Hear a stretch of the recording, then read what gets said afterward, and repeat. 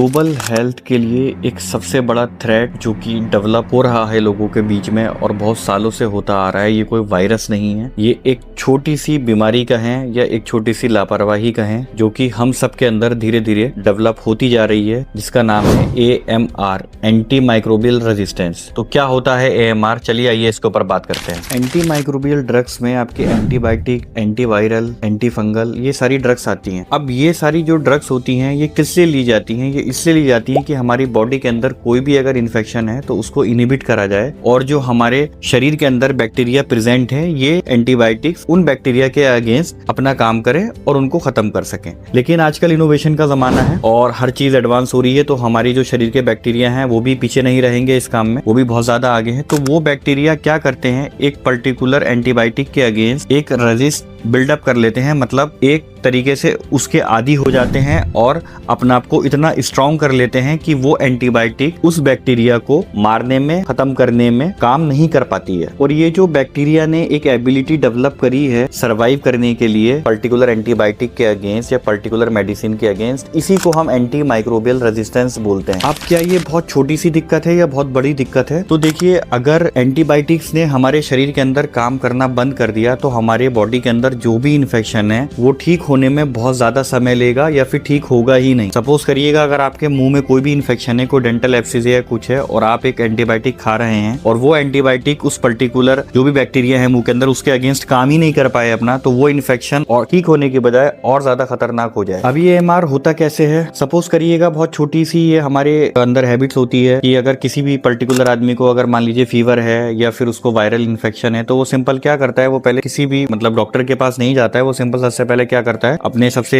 Nearest medical store को पर जाता है, वहां पर अपनी कंप्लेन बताता है और वहां से वो जो भी दवाई देते हैं उसको लाकर खाता रहता है। वो उसको 1 हफ्ते खाता है, 10 दिन खाता है। जब उसको आराम नहीं मिलता है तब वो सोचता है कि हाँ यार मेरे को आराम नहीं मिल रहा, चलो अब किसी डॉक्टर के पास जाते हैं। अब वो पहले ही इतनी एंटीबायोटिक खा चुका है कि अगर वो डॉक्टर के पास जाता है और डॉक्टर उसको नॉर्मल एंटीबायोटिक्स लिखते हैं तो वो एंटीबायोटिक उसके शरीर के ऊपर अब कोई भी असर नहीं करेगी। अब इससे बचने के लिए आप क्या कर सकते हैं, आपको कभी भी अगर कोई भी प्रॉब्लम है शरीर में तो आप अपनी मेडिसिन खुद से नहीं खाइएगा, आप किसी एक अच्छे डॉक्टर की सलाह के द्वारा ही जो पर्टिकुलर दवाई दी गई है उसको खाइएगा। डॉक्टर ने आपको जो कोर्स बताया है आप उस कोर्स को कंप्लीट करिएगा। ऐसा नहीं है कि आपने एक दिन दवाई खाई और आपको आराम मिल गया, वो आपने मेडिसिन फेंक दी या नहीं खाई। क्यों? अगर आपको डॉक्टर ने आपको 5 डे का कोर्स सजेस्ट किया है तो आप वो ही 5 दिन का कोर्स पहले पूरा करिएगा, उसके बाद ही अपने उस दवाई को आप बंद करेंगे। इन शॉर्ट, अपना मेडिसिन मत खाइएगा और जो भी दवाई आप खा रहे हैं, जो भी एंटीबायोटिक खा रहे हैं, वो किसी अच्छे डॉक्टर की सलाह के द्वारा ही खाइएगा और जो ड्यूरेशन आपको बताई गई है उस ड्यूरेशन तक ही खाइए।